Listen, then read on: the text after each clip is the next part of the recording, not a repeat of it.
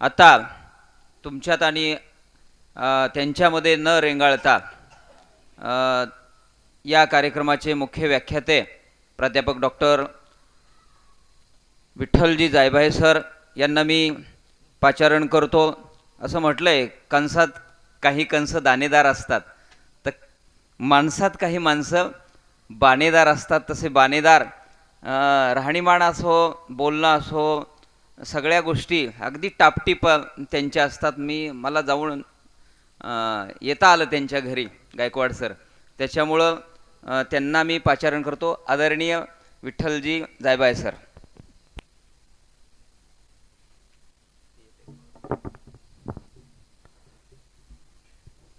सर्वप्रथम सर्व जमलेले माझे पितृतुल्य मातृतुल्य श्रोतेगण या सर्वांच्या चरणी मी नतमस्तक होतो आणि व्यासपीठावर विराजमान असलेले आमचे गुरुवारी आदरणीय दीनानाथजी फुलवाडकर सर, ज्यांच्याकडे पाहून आम्ही शिकलो, बोलायचं शिकलो. आणि मी ऐकलं त्यांचं, ते असे ज्यांचं नाव आहे प्रभाकर, आणि प्रभाकर हे नाव, हे एक नाव सूर्याचं आहे. जो प्रभा करतो तो प्रभाकर. आणि प्रभाकर कातकडे साहेबांनी जी काही मुमुक्षत्वाचं सुंदर उदाहरण दिलं,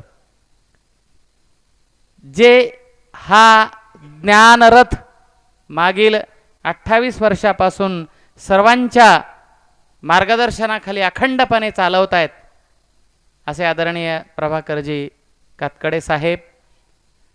आणि तसंच त्यांच्या जोडीनं सर्व काही खांद्यावर धुरा बाळगणारे आमचे मित्र, प्रभाकरांचा किरण म्हणजे सूर्याचा किरण असणारे आमचे मित्र किरणजी.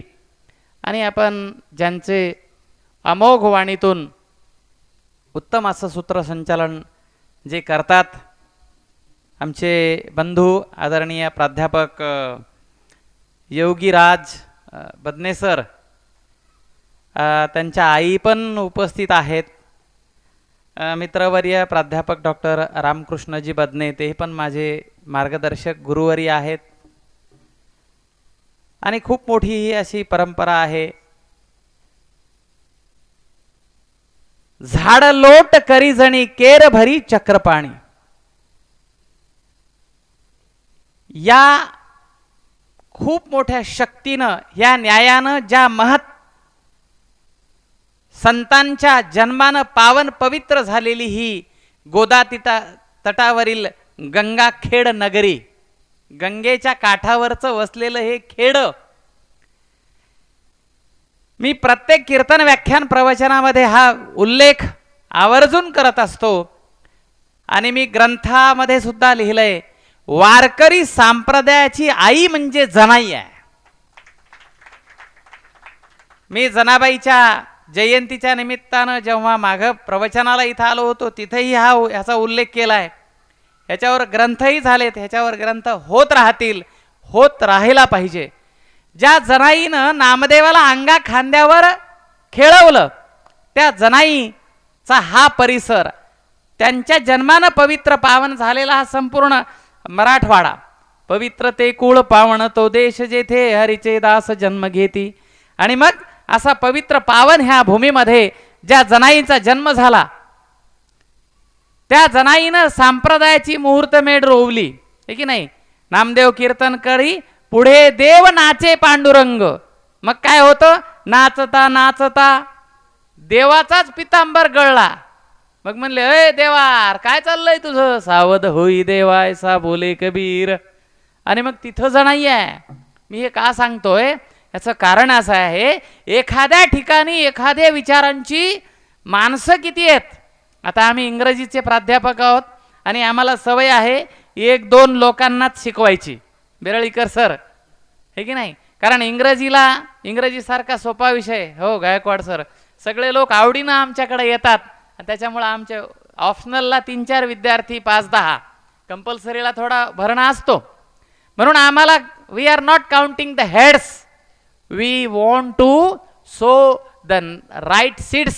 आम्हाला कमी लोकांमध्ये योग्य बीज पेरण्याचं काम आम्हा शिक्षकांचं आहे. चला, म्हणून ही 28 वर्षापासून सुरू असलेली परंपरा भारताला ज्या व्यक्तीनं ज्ञान, ध्यान, वैदिकता, वेद काय आहेत ह्याचं रॅशनल विचार करायला पहिल्यांदा लावलं, असे महान तपस्वी योगी स्वामी विवेकानंद महाराज ह्यांची 161वी जयंती आपण संपन्न करत आहोत. त्या जयंती उत्सवामधील आज 5वं पुष्प माझ्याकडे आलेलं आहे. आदरणीय गुरुवर्य फुलवाडकर सरांनी माझं नाव सुचवलं. मी स्वामीजींच्या कार्यासाठी माझी वाणी आणि स्वामीजींचं मुद्दाम मी माझ्याकडे संपूर्ण ग्रंथ आहेत, 10ला 10 आहेत, आणि हे याच्यातले मुद्दामून काही तुम्हाला वाचून दाखवणार आहे. कारण त्यांचं वाङ्मयाचं सुद्धा आपल्याला बघावं लागेल की स्वामीजी काय बोलतात. आत्ता जसं कातकडे साहेब म्हणाले ते पण तुम्हाला सांगणार आहे. परंतु तत्पूर्वी आपल्याला जयंतीच्या अनुषंगानं जो मला दिलेला विषय आहे त्याच्यावर सुद्धा मला फोकस करणं गरजेचं आहे. आज घराघरावर छत्र्या उभ्या आहेत. प्रत्येक माणसाच्या हातात साधारणतः एक मोबाईल आहे आणि त्या घराघरावरच्या छत्र्या DTH आणि हातातल्या प्रत्येक मोबाईलनं जवळपास इथला 70% तरुण जवळपास संपवत आणलेला आहे. आजच सकाळी बोललो, परवाला क्रांतिज्योती सावित्रीबाई फुले यांच्या जयंतीनिमित्त जिंतूरला व्याख्यानाला गेलो होतो. तिथंही महिलांचा प्रचंड संख्या होती. मला खूप छान वाटलं. इथंही माझ्या माता भगिनी मोठ्या प्रमाणात आहेत. माझे ज्येष्ठ मार्गदर्शक सगळे श्रोते पुरुष वर्ग सुद्धा इथं आहे. परंतु जे ऐकायला यायला हवेत ते ऐकायला येत नाहीत. हरकत नाही, काळ मोठा खडतर आहे, हा काळाचा महिमा आहे. त्याच्यासाठी आम्ही पर्याय उपलब्ध केलाय. हरकत नाही, आम्ही आता यूट्यूबच्या आणि फेसबुकच्या माध्यमातून त्यांच्यापर्यंत जाणार आहोत. त्याच्यासाठी माझ्यासोबत मला ते महाराष्ट्रभर पोहोचवतात असे माझे मित्र हरिभक्तपरायण मृदंगाचार्य गणेश महाराज निरस, हे आपल्या पडेगावचेच आहेत पण शेळगावला राहतात आणि हे स्वतः मृदंगाचार्य आहेत आणि त्यांना छंद आहे.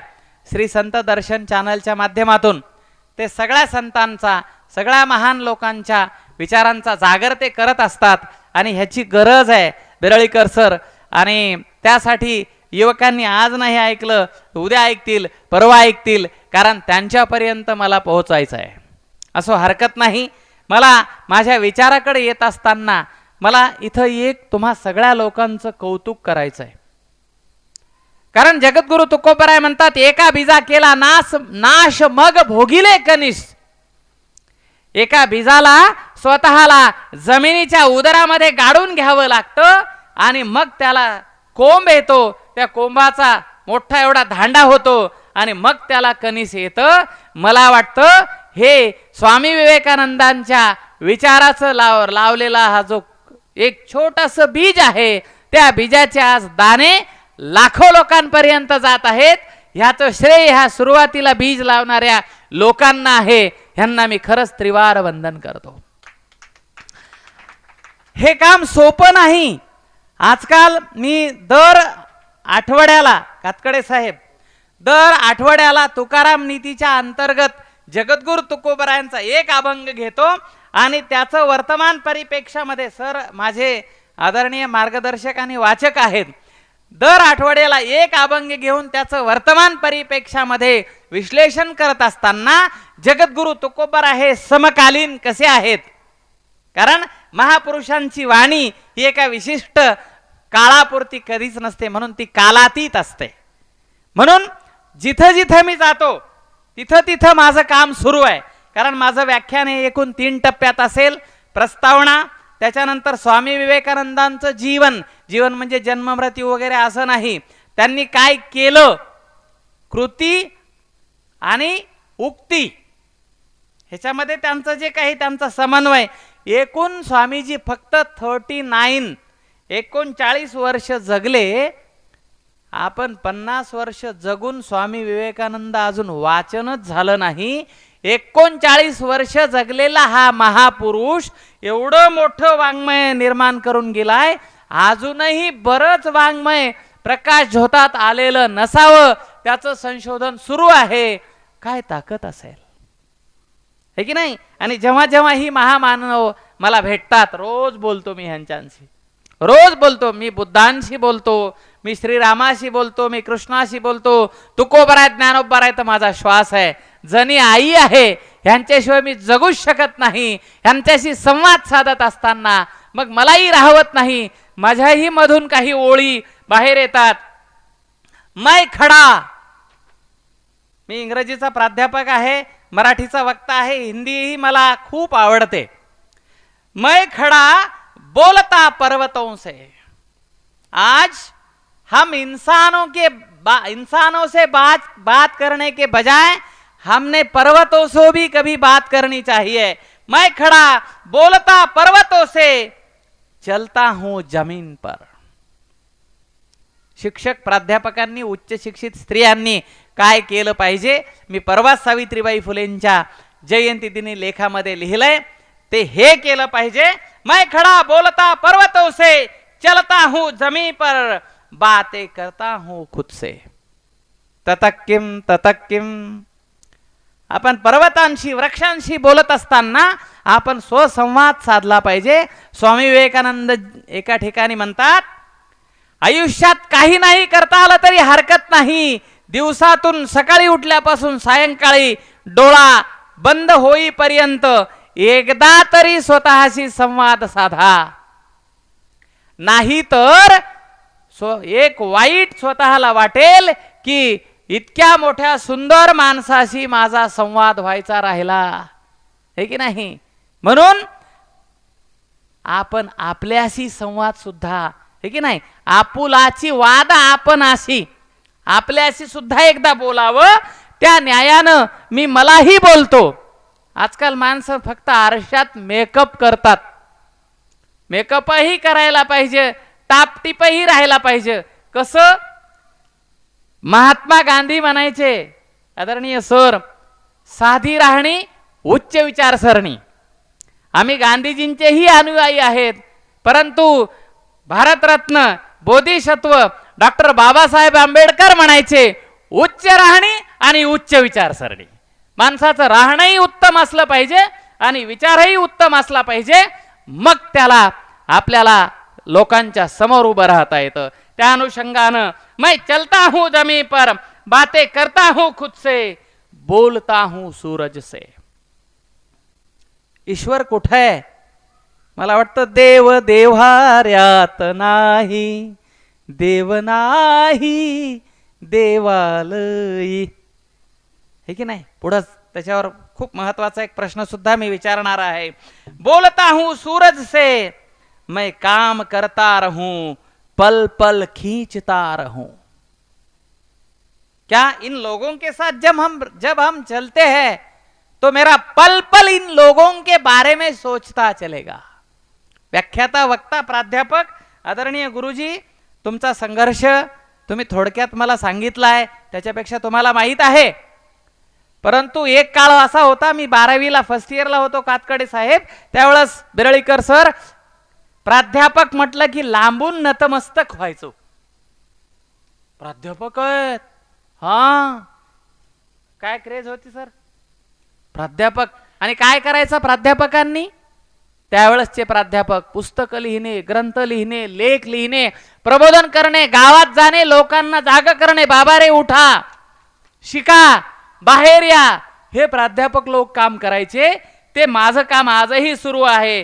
बोलता हूं सूरज से, मैं काम करता रहूं, पल पल खींचता रहूं. माझ्या जीवनातला क्षण क्षण कामी आला पाहिजे, हाचा माझा प्रयत्न असतो. पल पल खींचता हूं, भारत माँ को नए विचारों से सींचता हूं, भारत माँ को नए विचारों से सींचता हूं.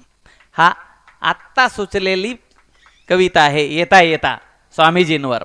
आम्हा लोकांना सुचलं पाहिजे, आम्हा लोकांना शब्द आले पाहिजे, त्याच्यात ते बसवता आलं पाहिजे. So what is use of your education?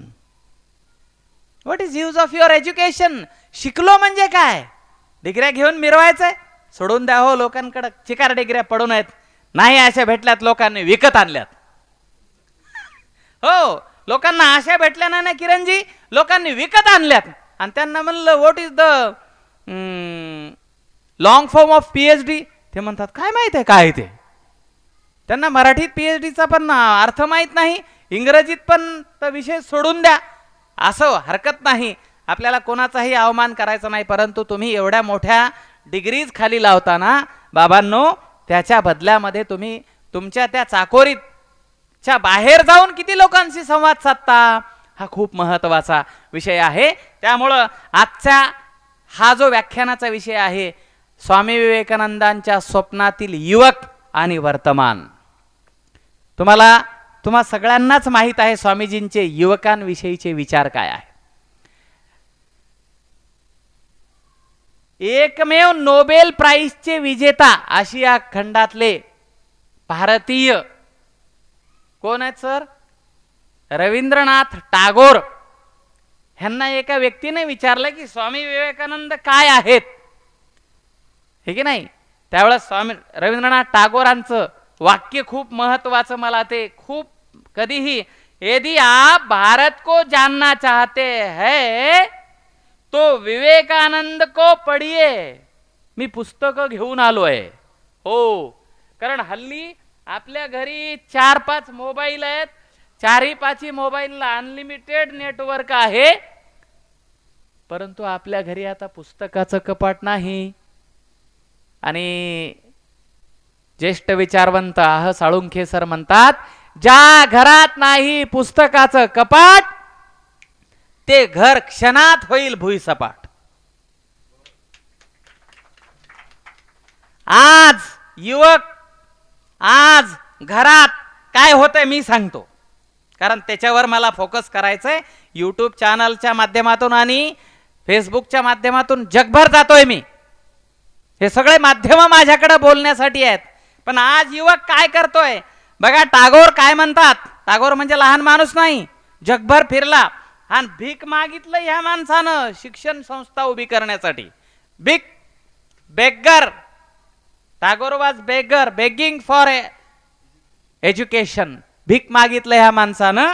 हा माणूस काय म्हणतोय, यदि आप भारत को जानना चाहते हैं तो स्वामी विवेकानंद को पढ़िए, उनमें आप सब कुछ सकारात्मक ही पाएंगे, नकारात्मक कुछ भी नहीं. मला वाटतं खूप महत्वाचं आहे. स्वामीजींचं काम हे अष्टांग योगाच्या माध्यमातून खूप मोठं आहे. आणि अष्टांग योगाची आज किती गरज आहे, कारण मी योगा प्राणायामाचा प्रशिक्षक आहे.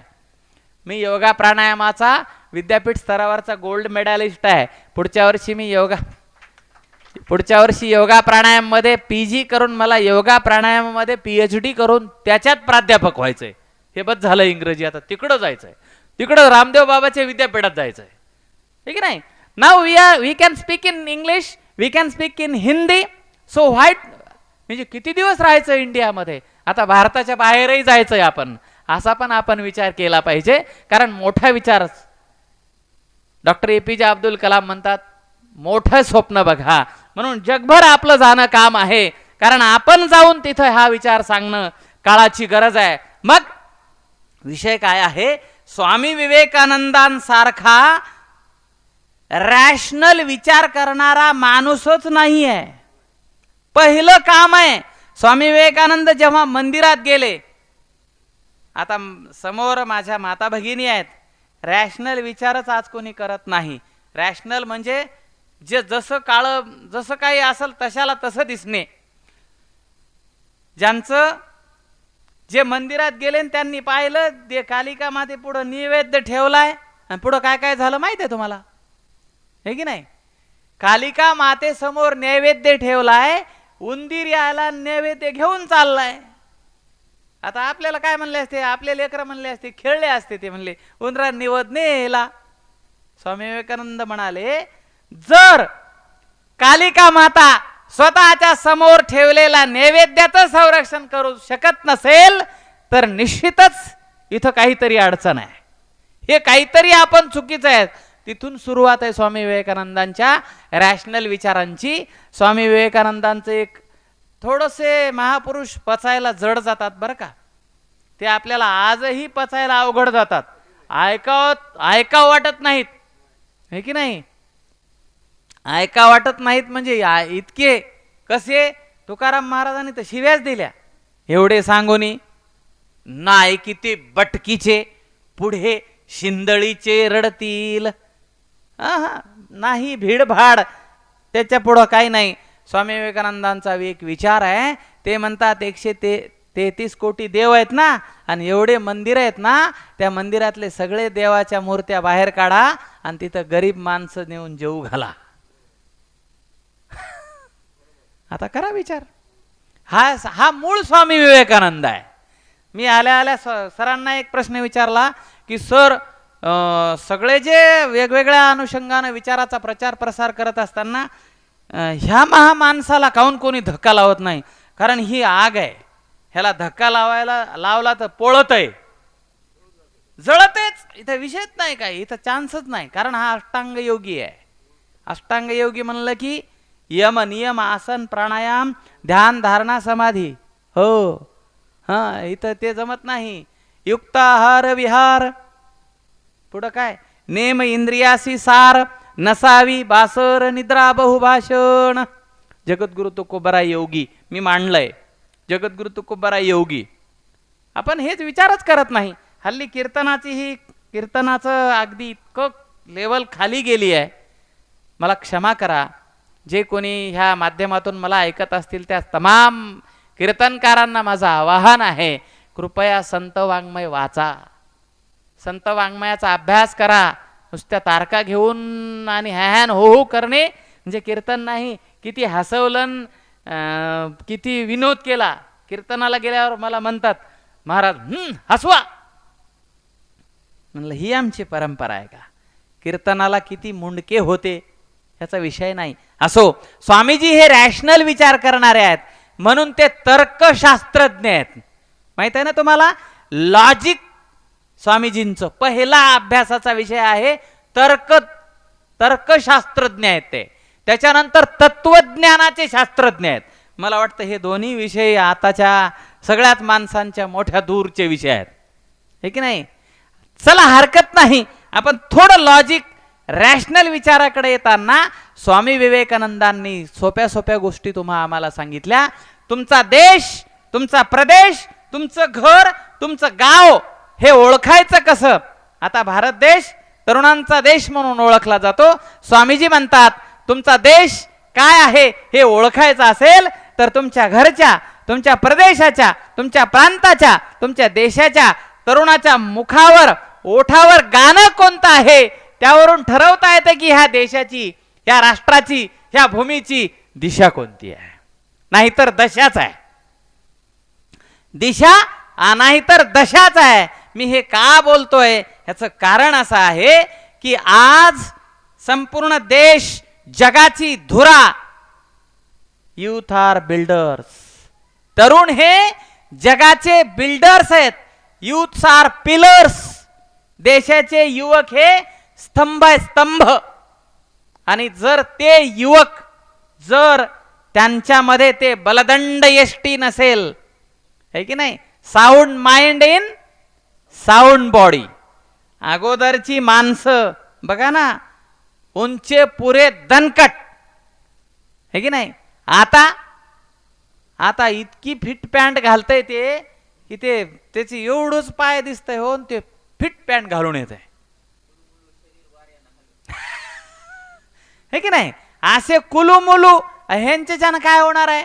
पहिला विषय आहे, स्वामीजी म्हणतात अगोदर ह्याची आपल्याला सेवा करता आली पाहिजे. स्वामीजी हे जवळपास 1000 दंड बैठका मारणारा माणूस आहे. 1000. मी हे पुस्तक का घेऊन आलोय माहित आहे का. मला क्षमा करा बरं, मी सगळे वाचले नाही. माणसानं जे आहे ते स्पष्ट सांगावं. परंतु याच्यातले काही प्रकरण ते मला आवडलं मला वाटलं की ते मी काही प्रकरणं वाचतो मुद्दाम काढून. मला तुम्हाला काही स्वामीजींच्या कविता ऐकवायच्यात.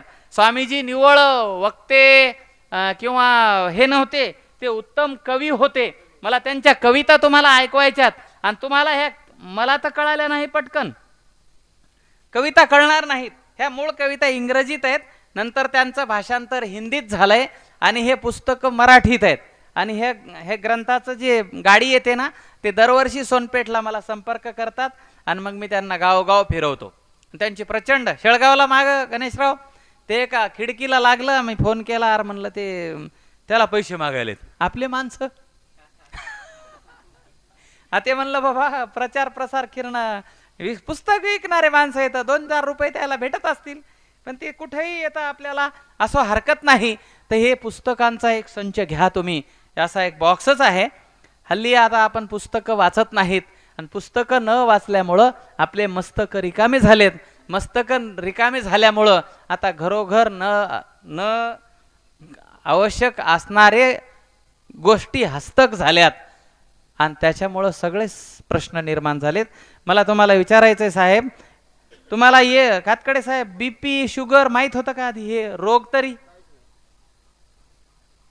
कुणालाच नव्हते. हे बघा, हे मी मूळ सांगतोय, युवकांसाठी नाही, सगळ्यांसाठीच. निवळ युवकांसाठी गरज नाही.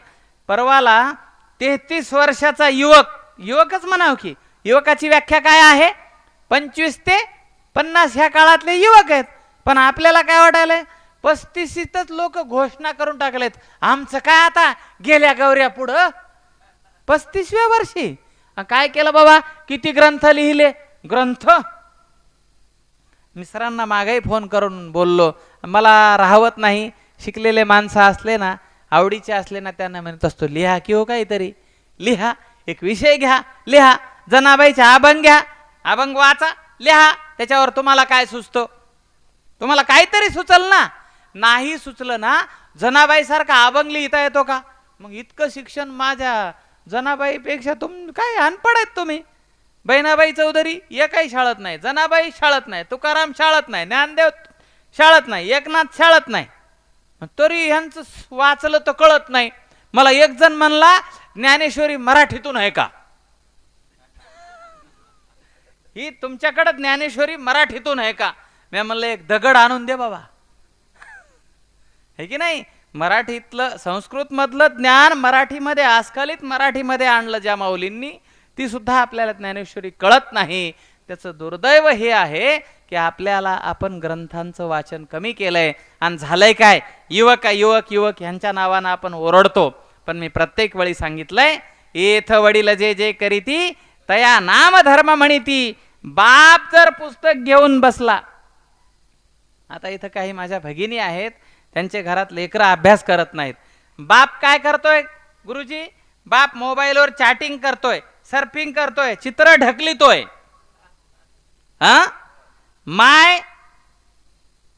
काल मी एका कॉलेजला गेलो होतो, तिथं माय फोन करती, आई, त्या लेकराची आई फोन करती, तब्बल 45 मिनिटं बोलती आणि पुन्हा फोन ठेवताना म्हणती, ताई उद्या सविस्तर बोलू. आणि घरात कोण बसलंय? मुलगा. आता मला सांगा, आई 45 मिनिटं फोनवर बोलून उद्या सविस्तर बोलू म्हणायली, बाप ढकलायलाय, लेकरू काय करील सांगा तुम्ही? अभ्यासाला बसल? नाही बसणार. तुम्ही पुस्तक घेऊन बसा, तुम्ही स्वतः पुस्तक घेऊन बसा. मोबाईलचं डबडं फेकून द्या बाजूला, बंद करा. तुमच्या घरच्या मंडळीला देवघराच्या पुढं बसवा. शुभं करोति कल्याणम आरोग्यम धन संपदा शत्रुबुद्धी विनाशाय दीपज्योती नमस्तुते. आता म्हणणं बंद झालं सर. बोंबलायलो युवक काय झाला? युवक नाही, इथंच प्रॉब्लेम आहे. आमचे बाबा 112व्या वर्षी जात राहिले. हरिभक्तपरायण दुंडा महाराज देगलूरकर बाबा असल्यानंतर कीर्तनाला उभे राहत नव्हते. खंडबाराव खोडावर या म्हणायचे. मृदंगाला खोड म्हणतात, खोड, जुन्या भाषेत खोड. बाबा मृदंगावर असल्यानंतर दुंडा महाराज कीर्तन करायचे. त्या बापाचं रक्त ह्या धमन्यांमध्ये वाहत आहे, अभिमान आहे. आणि त्यांनाही आहे की नाही. आपल्या वाडवडिलांचं हे आपण काम पुढं नेलं पाहिजे. असं महान मृदंगाचार्य असलेले वडील आम्हाला हे सांगायचे, पोरो चोरी करू नका, बस काहीच कमी पडणार नाही. आणि मला वाटतं सगळ्याच गोष्टी चोरूनच होतात. ओके, इतकं सोपं माणसं सांगायची. आता उठलं, बाबांचा नित्यनेम सांगतो, उठलं, बाहेरून आलं, शौचालय वगैरे नव्हते, झोपड्याचे घर, काही कंदील दिवे, उठलं ते झालं की आंघोळ करणे, चुलीवरचं पाणी आणि एवढाल्या 2 गळ्यात माळा, पंचरत्न हरिपाठ, गीता, सगळं जोर जोरात वाचायचं सुरू. आता मला सांगा, तिकडं माय भाकरी करायची, लेकरं उठल्यावर त्यांच्या कानावर काय पडल? हरिपाठ, गीता हेच पडल ना. लेकरं काय करतील? घरामधलं वातावरण आपोआप तसं होतं. तुम्हाला जर उद्याचा युवक जर वाटत असेल, हरिभक्त परायण आपल्या श्री क्षेत्र भगवानगडांचे महंत हरिभक्त परायण नामदेव शास्त्री यांनी परवालाच सांगितलं, मागच्या आळंदीच्या कीर्तनातही सांगितलं, की आता आपण विचार करणं, अभ्यास करणं, ग्रंथ वाचन करणं सोडलंय आणि आता अपेक्षा काय करायलो? आमच्या पोरांनी वाचलं पाहिजे. तुला काय झडपणी झाली का? तुला पुस्तक वाचायला, है की नाही? तुला पुस्तक वाचायला काय झालं? तुझं मस्तक कुठं गेलं? तू पुस्तक वाचला तर उद्या तुझं पोरग लाजकाच. आता हे पुस्तक माझ्या उशा पायथ्याला पडले, माझी सोयरीकच पुस्तकायनं केली. हो, अगोदरची माणसं हे पाहत होते, घर साधं होतं, पत्र होते, समोर गाईचा गोठा होता, काही नाही. सासरे चांगले श्रीमंत आहेत, 70-80 एकर जमीन आहे त्यांच्याकडं, ट्रॅक्टर वगैरे वगैरे आहे. आणि ते आले घरी, सगळं पाहिलं तर ते कुठेही बी आमचे ते सोपा तुकाराम गाथा, ज्ञानेश्वरी, हरिपाठ, ते वडिलांच्या माळण तेन पाहिलं. मी आलो आणि ते म्हणले, हां, त्या दुसऱ्या सरला सांगितलं, म्हणले पक्क. माणसाचा फायदा आपल्याला काय वाटतं? ते परवाला एका प्रवचनामध्ये नामदेव शास्त्रीजी म्हणाले, माणसं 25,000चा ड्रेस अंगावर घालायलेत, पण ह्याच्या डोक्यात किडे. एवढा महागाचा ड्रेस अंगावर आणि चेहऱ्यावर तेज नाही, त्या ड्रेसला काही किंमत नाही. आणि म्हणले एखादं फाटकय, साधे कपडे आहेत पण तेजस्वी ओजस्वी आहे, ते उठून दिसायलंय, है की नाही? त्याच्यामुळं तुमचं मन कसं आहे ते खूप महत्वाचं आहे. त्यासाठी युवकांना स्वामी विवेकानंदांच्या विचारावर जर उद्याचा युवक चालवायचा असेल तर घराघरामध्ये प्रार्थना होणं गरजेचं आहे. आपल्याला सगळ्या धर्मांना आपण सुरक्षित ठेवलं पाहिजे. कुणाचा द्वेष मत्सर करायचा नाही. कोण्याही जीवाचा न घडो मत्सर, वर्म सर्वेश्वर पूजनाचे. पूजा म्हणजे काय? कोण्या धर्माचा नाही, जीवाचा मत्सर नाही. सगळ्या जगामध्ये सर्वे सुखिनो भवंतु, सर्वे संतु निरामय असं झालं तर मग सगळीकडेच सगळे विचार पेरले जातील आणि सगळेच पुढे जातील. एकच पुढे गेलं जमल का? नाही जमणार. त्यामुळं घराघरामध्ये जर उद्याचा युवक तुम्हाला सक्षम, बलदंड, स्वतःचा विचार वापरून, रॅशनल विचार करून पुढे जाणारा निर्माण करायचा असेल तर पहिल्यांदा आपल्या घरामध्ये आई वडिलांनी नीट काम करणं गरजेचं आहे. नाही तर आपलं काय झालंय, आपण पाणी देतो ना शेताला, पाणी फुटलंय वरी, पाणी फुटलंय वरी. आता सत्कार करणारे होते ना ते मामा, ते नक्की दारं धरीत असतील. दारं धरतो मी, दारं धरलंय, ते तुमच्यातले बऱ्याच जणांनी धरला असेल, आता धरू देत नाही भाऊ गावाकडे गेल्यावर. दारं धरणं माहित आहे ना? हा, दांड, हा, वरी पाणी फुटलंय, खाली माती लावाय, चिखल लावायला जमल का किरणजी? कुठं बुजावं लागल? कुठं बुजावं लागल? माय पाणी जाऊ द्या, कुठं बुजावं लागल ताई? वरी, जिथं फुटलंय तिथं. खाली चिखल किती लावला तर पाणी थांबल का? आता आपण चिखल कुठं लावाय पाहिलो? खाली. मग नातू चांगला निघला पाहिजे. आज या काय करायला? पाणी कुठं फुटलंय? होय बदने सर, पाणी कुठं फुटलंय? वर. बुजायला कुठं? नातवात. तुझं पाणी बुज, है की नाही? एकनाथांचा दृष्टांत सगळ्यांनाच माहित आहे. एक आई गेली आणि म्हणली, महाराज तुम्ही लय योगी जपी तुपी झानी मुनी हेत, हे लयच गुळ खाते. बाकी तुम्हाला माहित आहे, पुढे सांगायची गरज नाही, आपण तसे सुज्ञ आहोत. महाराज म्हणाले, आई मला क्षमा करा, आठवड्याने या. आठवड्याने आई घेऊन गेली लेकराला आणि सांगितलं, त्याच्या डोक्यावर हात ठेवला आणि बाबा रे गुळ खाऊ नको उद्यापासून. झालं जा म्हणले. झालं म्हणले, एवढंच का म्हणले, हो म्हणले. मग महाराज मी मागच्या बुधवारी आलते, मथारी मोठी कडक होती, अशी शाल घेऊन आलेली होती.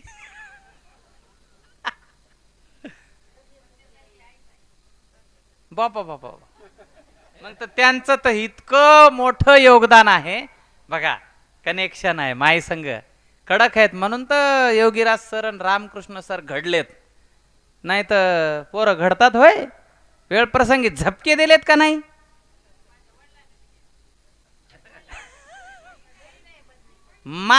मायनं सांगितलं ना, तुमचं लक्ष एक नाही पोराकडं, चमकवा. ओके, आलं लक्षात. मग ऐका, जर आपल्याला तिथं पाणी बुजवायचं असेल तर वरी बुजवावं लागल. म्हणजे आपल्याला आई वडिलांना व्यवस्थित वागावं लागेल, तर नातू तुमचा व्यवस्थित राहील. डायरेक्ट नातू महाराज होणार नाही, डायरेक्ट नातू वक्ता होणार नाही, अजिबात होणार नाही, अजिबात नाही होणार. तुम्हालाच काम करावं लागेल. असे तुमच्या घरात उषा पायथ्याला 10-5 ग्रंथ पडलेले असतील तर तुमच्या घरात आल्यावर तुमचे लेकर म्हणतील, काय पुस्तक नवीन, वा वा वा छान, हे माणूस कोण आहे. It awakens the curiosity of the child. त्या लहान लेकराच्या निरागस मनाचं कुतूहल जाग होईल.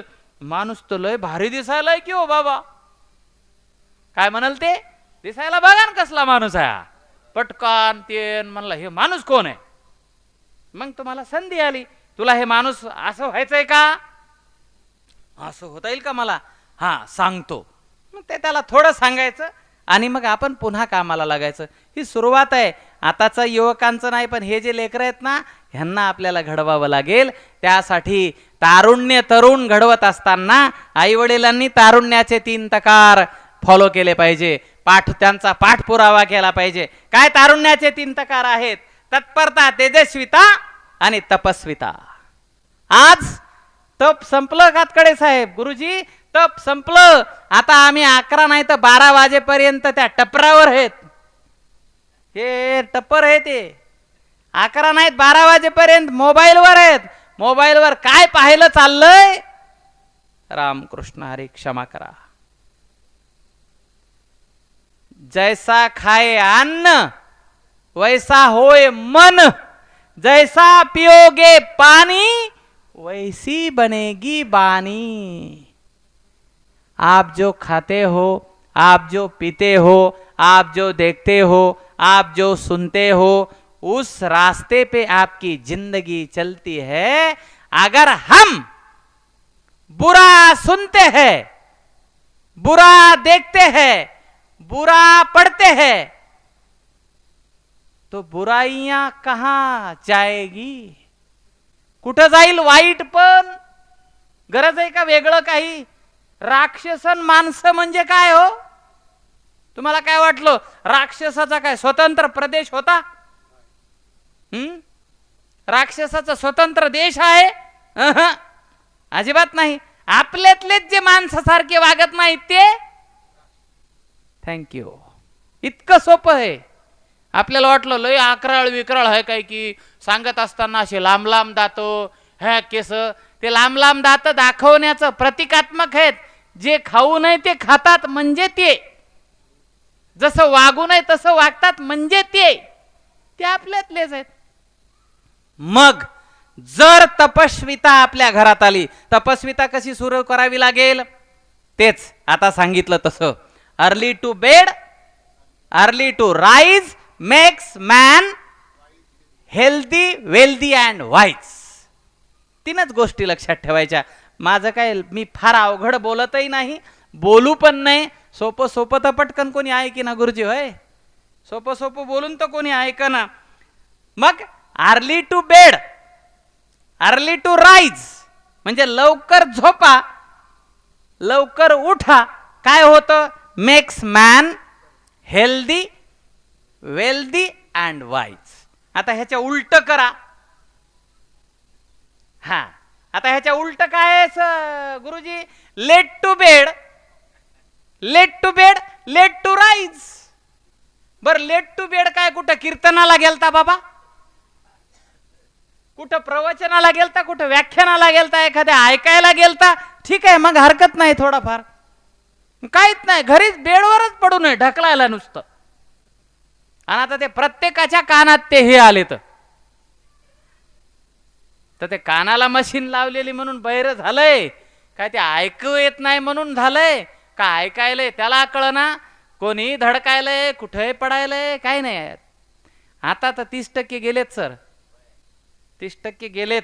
मी लिहित असतो, जर ह्याच्यावर नियंत्रण आलं नाही, मी वारंवार लिहितोय, मोबाईल वापरावर जर तरुणांच्या नियंत्रण आलं नाही तर 2024 सुरू आहे साहेब. 2030 ला तालुक्याला वेड्यांचे 2 तरी इस्पितळ उभे करावे लागतील. त्यावेळेस देश अधोगतीला गेलेला असेल. माझ्या या व्याख्यानातून मला तमाम आई वडिलांना विनंती करायची आहे, लेकरांना ताडण करा. आता एक पिल्लू सोडून दिलंय आपल्यामध्ये, काही म्हणू नका, ते जीवाचं बरं वाईट करील. आणि असंही ते काय करायलंय? होय, म्हणालेत ना, मी फिरूनच हे रोज, हे तुमचीच प्रतिक्रिया, दुसरीकडे बोलतो. फिरणं हे वक्ता एखादा काय येत असतो, कुठून येतो, तर तो वेचतो ना, तुमच्यातूनच वेचतो आणि तो बोलतो. म्हणतात का नाही असे? आता अगोदर, आता आम्ही 7 जण भाऊ आहेत आणि एक बहीण 8वी. मी 8वा आहे, माझं नाव विठ्ठल आहे, 8वा आहे. आणि मी आषाढी एकादशीच्या बार्शीला जन्मलो, योगायोग. जाऊ द्या, चला तो इतिहास पुन्हा कधी तरी सांगायची वेळ येईल. मग आपण आता हे इथूनच सुरुवात आहे बरं का. स्वामीजींचे वडील तत्वज्ञ आहेत, वकील आहेत आणि थिंकर आहेत. मग ते गुरुजी लेकरू काय होईल? आता जर बापानं हे जर सोबत ठेवलं, लेक तसे ठेवतील. म्हणून आपल्यामध्ये तपस्विता आणावं लागेल. Late to bed, late to rise. उशिरा झोपला, उशिरा उठला. बरं, झोपताना कसा झोपला? कसा झोपला म्हणजे पाठीवर, अडंगावर वगैरे वगैरे नाही. एक सांगू का तुम्हाला, स्वामीजींच्या वाङ्मयामध्ये त्यांनी ह्याच्यावर बोललेत, योगावर लिहिलंय. ह्याच्यामध्ये माझ्या दुसऱ्या ग्रंथात आहे ते. 2 मध्ये योगावर बोललेत स्वामीजी. त्यावेळेस त्यांनी त्याच्यामध्ये निद्रेला अनन्य साधारण महत्व दिलंय. मला खरं सांगा, छातीवर हात ठेवून पडल्या पडल्या मुटकून डोळा किती जणाचा लागायला आहे? हॅलो, महाराष्ट्र ऐकणार आहे माझ्या भाषणाला युट्यूब वरून उद्या. पडल्या पडल्या डोळा लागलाय कुणाचा? लागच ना, नुसतं टुकू मुकू पंखा फिरायला आणि त्याचं पंख्याचे येडे मोजायला. हे येड झालं. कशामुळं झालं?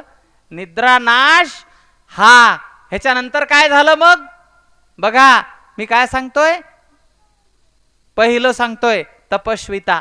तपस्वितेचा भंग इथून झाला. 4 वाजता, 3:30ला ब्रह्ममुहूर्त सुरू होतो. 3:30ला तर आपल्याला 4:15ला त्यावेळेस नेमकी आपल्याला झोप लागते, है की नाही? आणि तुम्हाला माहित आहे का, दिवस उगवल्याबरोबर आपल्या शरीरातली जे वायू असतो तो निघून जातो आणि शौच कडक होतो आणि कॉन्स्टिपेशनचे प्रॉब्लेम सुरू. निघाले भानगडी दुसऱ्याच करायला, डॉक्टरचे घर भरायला सुरू. बद्धकोष्ठता. आपल्याला वाटायला लयच काहीतरी आहे की नाही. आपलं शरीर, मला माफ करा तुम्हाला रागा, बॉडी वेट रेशिओ, तुमची उंची, तुमचं वजन प्रमाणात असलं तर तुमचे गुडघे दुखत नाहीत. नाही तर झोपड्यावर पसारा मोठा केला आणि लाकडं जाळे एवढुले रवले, काय होईल? झोपडं मोडाल का नाही? हे सोपं काम आहे आपलं गावाकडचं. पण हे सोपं, पण हे आता हे वाढलं. पहिला ताण इथं येतो. हे जे आहेत ना लिगामेंट्स, योगा टीचर आहे, ह्याच्यात असे कुलप आहेत, ह्याच्यावर अनावश्यक जोर पडला की त्याच्यातलं लिगामेंट संपत. ते संपल्यावर कुठून आणायचं? काय बैलगाडीचं घालायचं का? लिगामेंट म्हणजे वंगण, लुब्रिकंटचं काम करतं. हे योगाचा विषय आहे. तिथं तपस्वितेत आहे, असा जोड आहे, असा जोड आहे. हे मोठा विषय गहन आहे. स्वामीजींचा विषय आणि जीवन आणि आपलं त्याचा आणि ह्याचा जोड तर लावता आला पाहिजे. नुसतं चरित्र सांगून काय होणार आहे? 39 वर्ष जगला माणूस, 39च एवढं वाङ्मय लिहिलं. 48 वर्ष झाले, अजून एक पुस्तक नाही माझ्या नावावर. लाज वाटली पाहिजे मला. आपण आपल्याला बोललं पाहिजे, दुसऱ्याला बोलायचा काय अधिकार आहे? हे की नाही? तुकाराम महाराज 32 वर्ष जगला, 10 म्हणजे 20,000च्या वर अभंग असतील. आता ते राहिले बुडूनच टाकले होते, ते राहिले तेवढे आहेत, अजून निघतील. हे की नाही? ज्ञानेश्वर किती वर्ष जगले? 21. कसले अमृत अनुभव. मी परवाला चांगदेव 65च्या 65 ओव्या वाचल्या.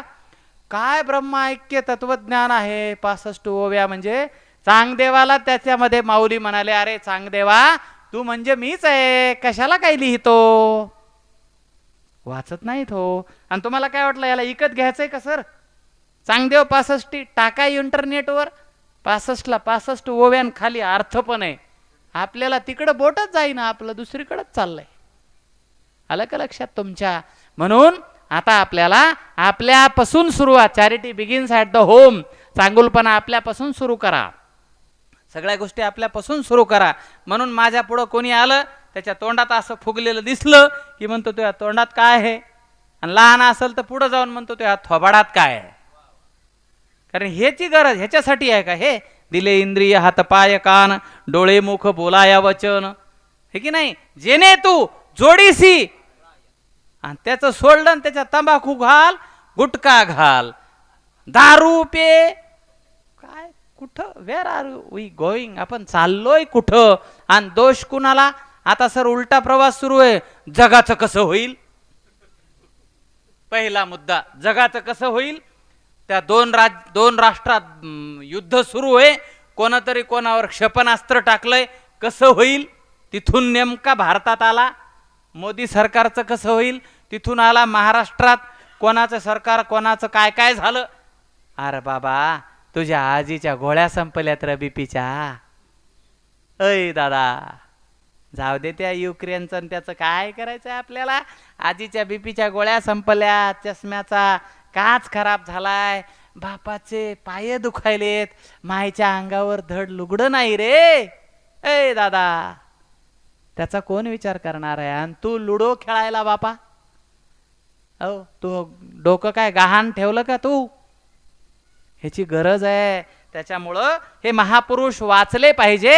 त्याच्यासाठी तपस्विता आपण आपल्यामध्ये आणली पाहिजे. तपस्विता म्हणजे काय? काही करू नका, सकाळी दिवस निघायच्या आत उठा, एवढंच करा. हो लय नाही करायचं, काय फार मोठं नाही, असं शरीर पाहिजे. हे की नाही? आता तुमचं वय 65 वर्ष का पुढं?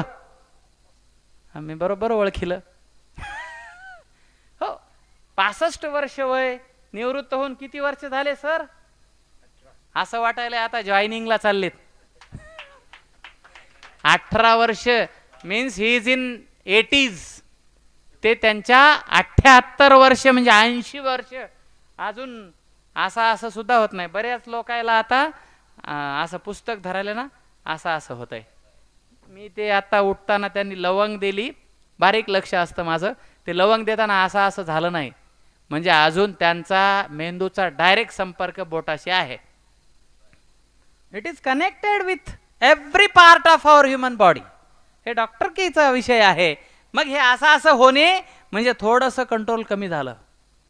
म्हणून युक्ताहार विहार हे करत असताना तपस्विता, तारुण्याची तपस्विता आपल्यामध्ये आणली पाहिजे. लवकर उठलं पाहिजे, लवकर झोपलं पाहिजे, लवकर जेवलं पाहिजे. चिमणीकडून शिका. लय सोपं आहे, फार काही दुसरं सांगत नाही. माझ्या सगळ्या माता भगिनींना विनंती आहे, मी कालही सांगितलं, सगळा पसारा, देवपूजा सगळं सगळं सगळं आवरल्यावर जेवण करती. मायेतवर 1 वाजायलाय की, आणि मग पहिल्यांदा लयच टकुरं दुखायलंय, लयच डोसकं उठलंय.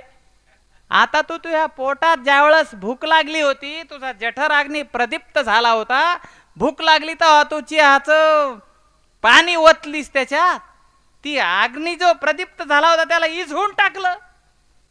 लक्षात आलं का तुमच्या? हा, आधी पोटोबा, तुमचं उलट सुरू झालं. देव कुठे म्हणला का कधी? सावतोबा महाराज पांडुरंगाच्या मंदिरात उभ्या आयुष्यात गेला नाही माणूस. काय जायचंय म्हणला? गरज असल तर येईल, नाही तर म्हणला माझ्या कांद्या मुळ्यात ह्याच्यात देव होईन, मला काय म्हणला, मला काय गरज नाही. कोणी सांगितलं तुम्हाला देवपूजा केल्याशिवाय खायचं नाही? हा, कुणाचं नाव घेत नाही. आपला म्हणजे भारतभर हा विषय जाणार आहे, परंतु तुम्हाला एक सांगतो, 9:30 ते 10:30च्या दरम्यान सूर्याच्या सोबत जगायला शिका.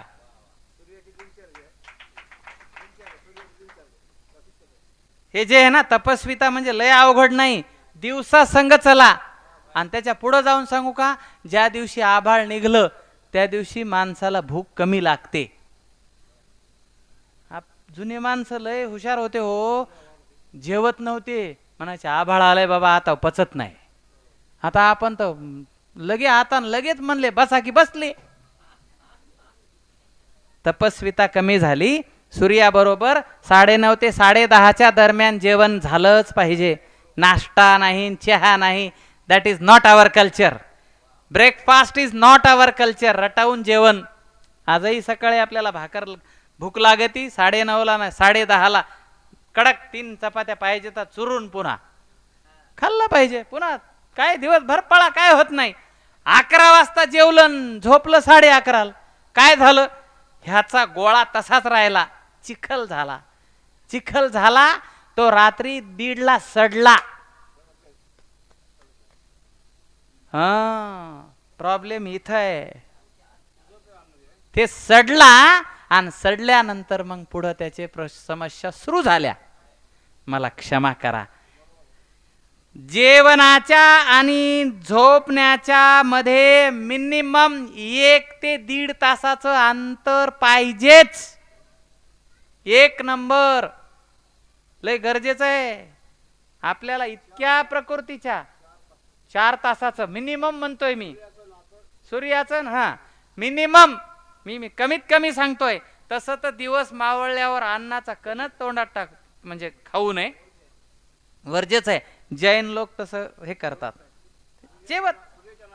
सूर्याच्या नातं आहे त्यांचं. आपल्याकडं 11:30ला जेवतात, पुन्हा 12 वाजोस्तोवर टीव्ही सुरू असती, मग तिथून 12:30ला पडल्यावर पुन्हा सुरू झालं त्याचं. मग ते ब्रह्ममुहूर्ताला त्याला झोप लागती आणि उठतंय ते 9:30ला. 9:30ला उठतंय ते पोट दुखूनच उठतंय. सगळा कार्यक्रम फिसकाला त्याचा, काहीच तिथून पुढं होत नाही. सगळं डिटेल सांगत नाही आता. जेवण 9:30 ते 10:30. जेवण झाल्यानंतर मिनिमम 40 मिनिटं, जास्तीत जास्त 1 तास ढस पाणी प्यायचं नाही. ही तपस्विता आहे, लय अवघड काही नाही. त्याच्यानंतर ह्याचा परिणाम काय होतो? तत्परता येते. आता आम्हाला जर हे काय वाढलेलंच नसल, खन चालतो आम्ही. हे पाहायलाच म्हणले, हे वाटलं हे ड्रायव्हरच आहे काय की, तर ते ड्रायव्हर आणि व्याख्याता एकच निघलं. साहजिक आहे, काय हरकत नाही. आपल्याला बसायला अडचण नाही, उठायला अडचण नाही, पळायला अडचण नाही. आताही मी 50 डिप्स मारतो, विटा ठेवून पटपट घाम गळत आहे, बस संपलं. ह्याच्यासाठी आदर्श कोण आहे? नेल्सन मंडेलावर PhD आहे कातकडे साहेब. नेल्सन मंडेला जवळपास 21 वर्ष जेलमध्ये राहिले, जेलमध्ये व्यायाम करायचे.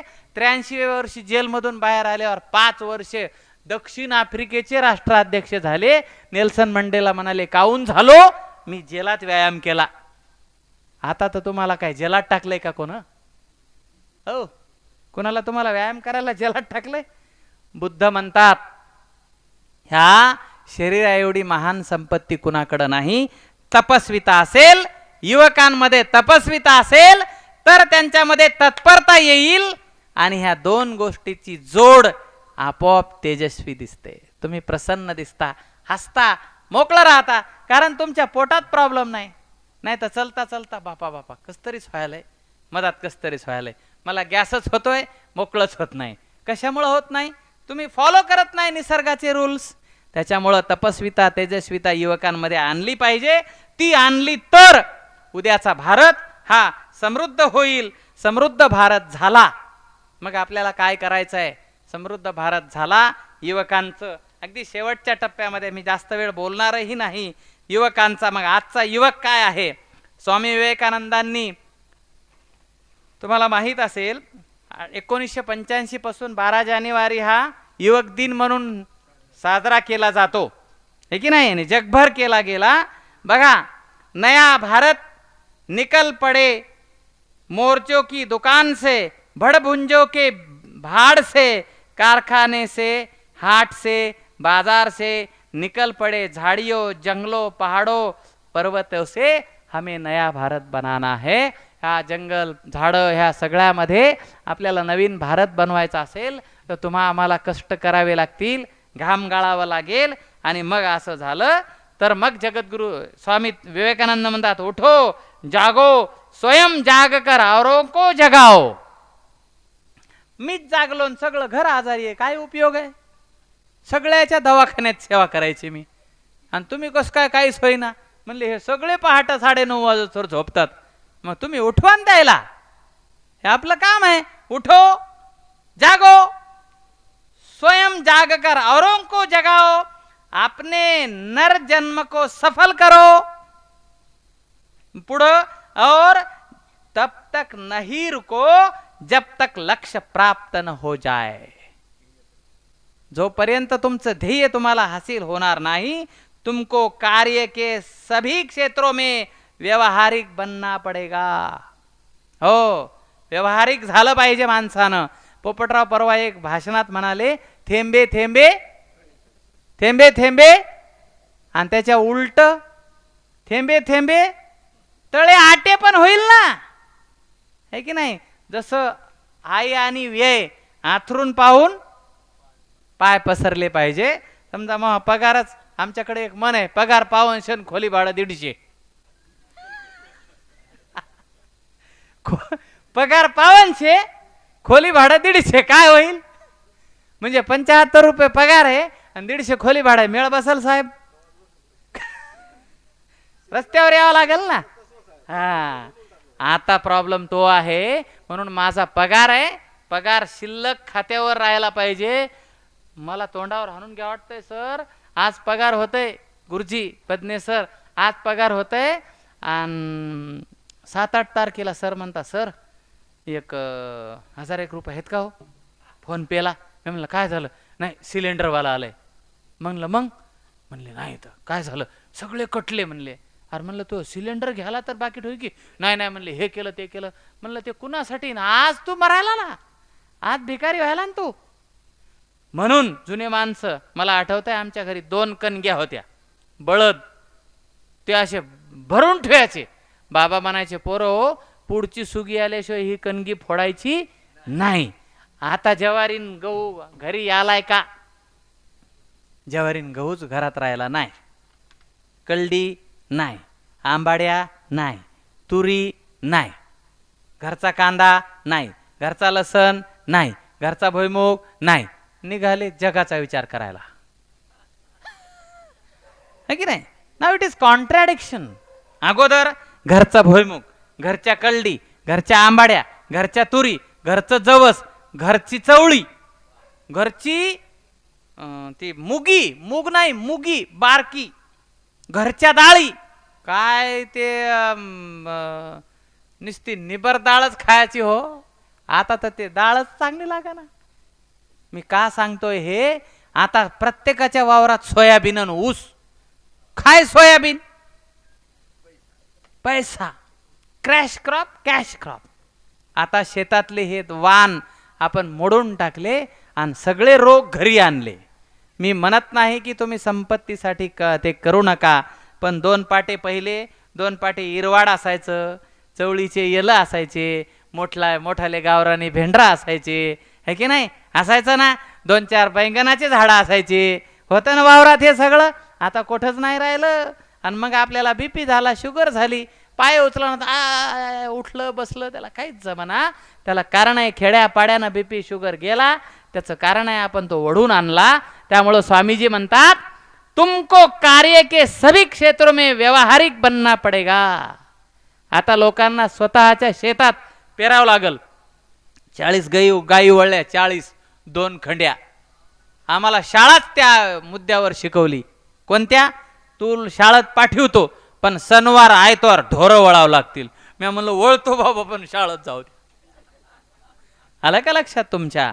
हे करावं लागेल.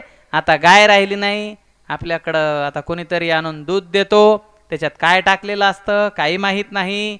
आता ह्यांना माहीत बी नाही. हे म्हणतात दूध कोण देतो? तो दूधवाला. विषय संपलेला आहे. खुद को कार्य के सभी क्षेत्रों में व्यवहारिक बनना पड़ेगा.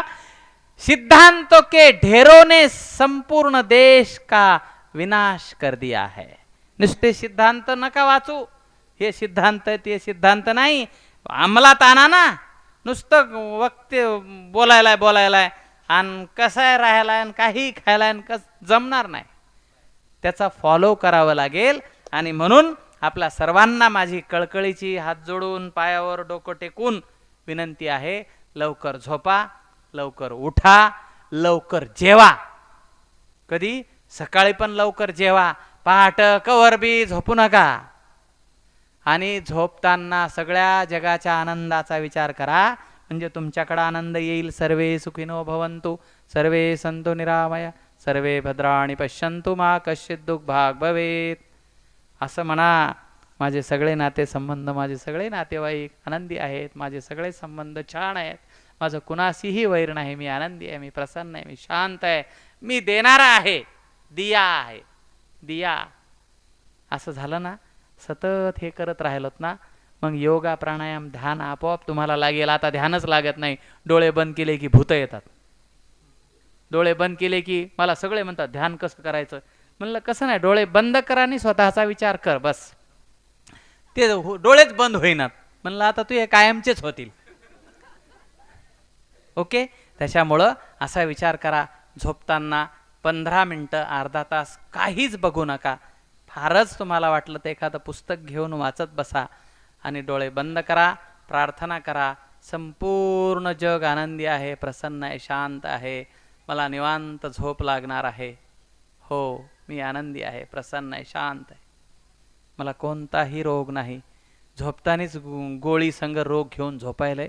मला बीपी आहे, शुगर आहे, कसं होईल, काय होईल. रात्रभर तेच तुमच्या शरीरात चक्र घुमल आणि उठताना ते वाढतंय. मग क्षमा करा मला, हे म्हणा मला बीपी नाही, शुगर नाही, काहीही नाही, अगदी मी लेकरासारखा एकदम एकदम असा फिट आहे, असं म्हणून झोपा.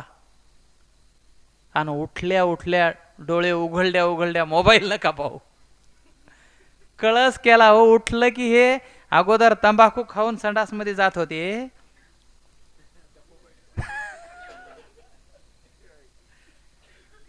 विचार करा आता बघा, हे आपल्या भोवताला असं होत असेल.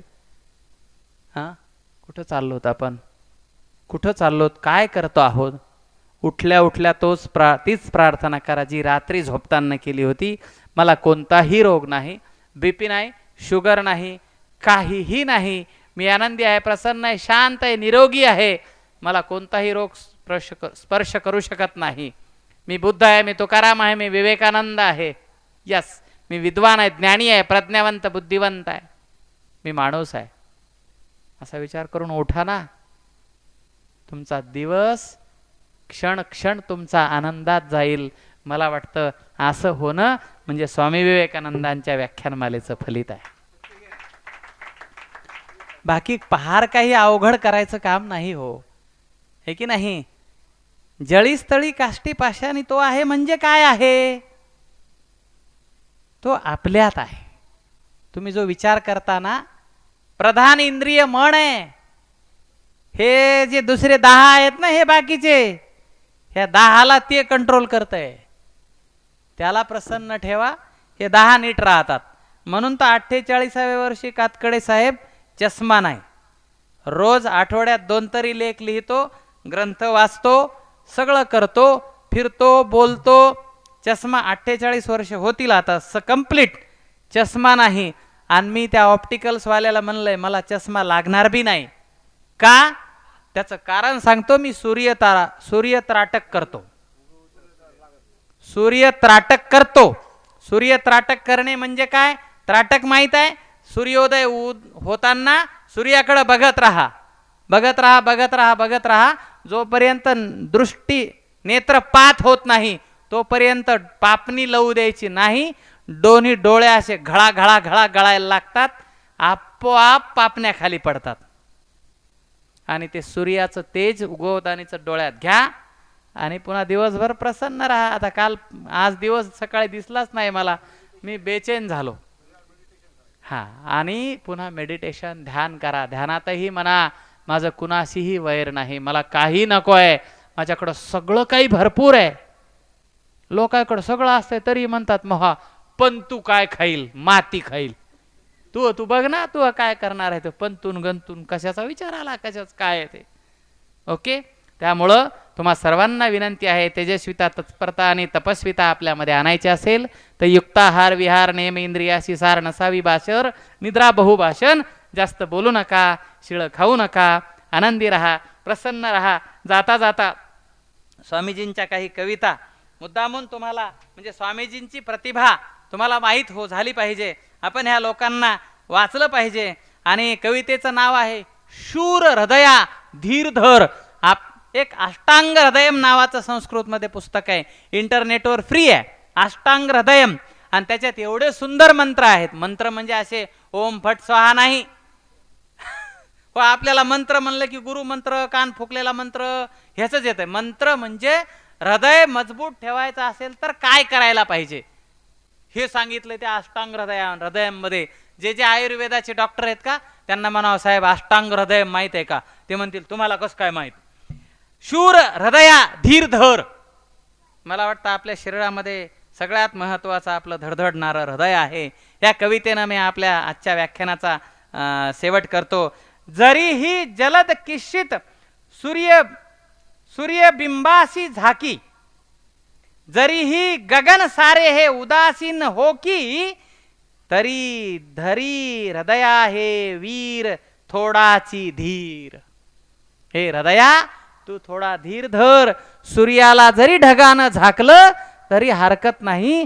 आज तुझ्या जीवनात अंधार असेल, बाबा रे उद्या दिवस उगवणार आहे.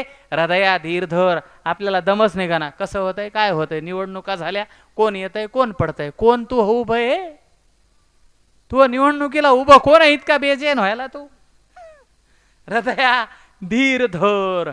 विजय तुझशी यांती खास आहे समोर. विजय तुझाच आहे की नाही? भगवान श्रीकृष्ण सांगितलं, अर्जुना विजय तुझाच आहे. तसं स्वामीजी म्हणतात. मग शिशिर्ण कधी ऐसा येन पश्चात वसंत, करीत जली तरंगी पोकळी शोषी मात, ढकलिती किरणे की एकमेका तमात. तमात म्हणजे अंधारात. किरणच अंधारात चाललेत, उजेड कसा होईल? शेक्सपियरने खूप ठिकाण एक कोटेशन सांगितलंय. Shakespeare says that if gold rots what will happen about the iron. सोन्यालाच गंज चढला तर लोखंडाचं काय? कसलं वाक्य आहे राव, काय भयंकर बोलतात हे माणसं, है की नाही? मग धीरधर हृदया करीत जली तरंगी पोकळी सोशी मात, ढकलिती किरणी की एकमेका तमात, म्हणून आढळ राही वीरवृत्ती प्रशांत. वीरवृत्ती आढळ प्रशांत सागरासारखा शांत हो. नच कधी श्रम किंवा कामही व्यर्थ जाते. तुम्हाला काय वाटतं? प्रत्येक सत्कर्म कामी येतं. नच कधी श्रम किंवा कामही व्यर्थ जाते, फसत जरी आशा शक्तीही क्षीण होते. तुझसी तनय जन्मे धीर थोडा धरी रे, नच कधी आई वीरा चांगले नष्ट होते. चांगलंही नष्ट होतं बरं का, आणि वाईटही नष्ट होतं. शाश्वत काहीच नाही. मग असा आपण धीर धरायला पाहिजे. तुझं सव असती रे सर्व जे दूरदृष्टी, तुझं सव आई आहे ईश तो सर्व शक्ती, तुझ्यासोबत ईश्वर सदैव आहे. तुझशी सकल आशी थोर जीवा मिळो दे, तुझशी उचित ते सर्व काही पडो दे. धीर धर हृदया धीर धर. मायबाप हो, आपण मला इथं पाचारण केलं, आपण ऐकून घेतलात. एका महान माणसानं आपलं आयुष्य फक्त देशासाठी, युवकांसाठी, सामान्य माणसांना जाग करण्यासाठी घालवलं. 39 वर्ष जगलेले स्वामीजी तुम्हा आम्हा सगळ्या जगासाठी आदर्श आहेत. त्यांच्या जीवनातल्या अनेक कथा आहेत. त्या कथा सांगण्याचा इथं योग नाही आहे. त्यांच्या विचाराचा आपण थोडाफार उहापोह करण्याचा प्रयत्न केला. एरवी तरी मी मूर्खू जरी झाला अविवेकू, संत कृपा दीपकू सोजोळो. असे बोलता बोलता माझ्याकडून एखादा शब्द ओघामध्ये अनावधानाने चुकीचा गेला असेल, आपल्या सर्वांच्या समोर पदर पसरतो, क्षमा मागतो आणि तुम्हाला अभिवचन देतो. जिथं जिथं संधी मिळेल तिथं तिथे आईवडिलांनी आशीर्वादानं पुनीत झालेलं शरीर अभ्यास करून आणि संतांच्या महामानवांच्या विचारानं प्रेरित होऊन ही वाणी प्रबोधनासाठी, लोकांना जाग करण्यासाठी हे शरीर त्याच्यासाठी वापरत जाईन, हे तुम्हाला अभिवचन देतो. आणि पुन्हा एकदा तुमच्या चरणावर नतमस्तक होऊन झालेलं पुष्प हनुमंतरायाच्या चरणी, विवेकानंद स्वामीजींच्या चरणी समर्पण करतो. आदरणीय ज्यांच्या नावातच सूर्य आहे, प्रभाकर आहेत, त्यांचे किरणजी आणि संपूर्ण कुटुंब. मला खूप छान वाटलं की हल्ली एवढे निष्ठावंत माणसं काही नाही, पण ते अगदी शेवटच्या सप्ताहासारखं म्हणजे परवाला कीर्तन सगळं कुटुंब राबतं. तर एकच कुटुंब नाही, तर असे तुमचे सगळे कुटुंब इथं राबले पाहिजे. हे 10 पुस्तकं सगळ्यांनी घ्यावेत. हे स्वस्तातला हा संग्रह आहे. प्रत्येकानं घरी ठेवावा, याचा प्रचार प्रसार करावा आणि हे वाङ्मय वाचून आपणही ओजस्वी तेजस्वी व्हावं आणि जीवन समजून घ्यावं. ह्या कुटुंबाला आणि तुम्हा सर्वांनाच हे कार्य उत्तरोत्तर असंच करण्याची प्रेरणा मिळत राहो. मला पुन्हा कधी सेवा करण्याचा योग आला तर वेगळा विषय, कारण स्वामीजींकडं प्रचंड विषयांची यादी आहे. पुढच्या वेळेस वेगळा विषय घेऊन आपण नक्की भेटूया. पुन्हा एकदा तुम्हा सर्वांचे शत ऋण व्यक्त करून माझ्या वाणीला पूर्णविराम देतो. रामकृष्ण हरी. जय हिंद, जय भारत. धन्यवाद.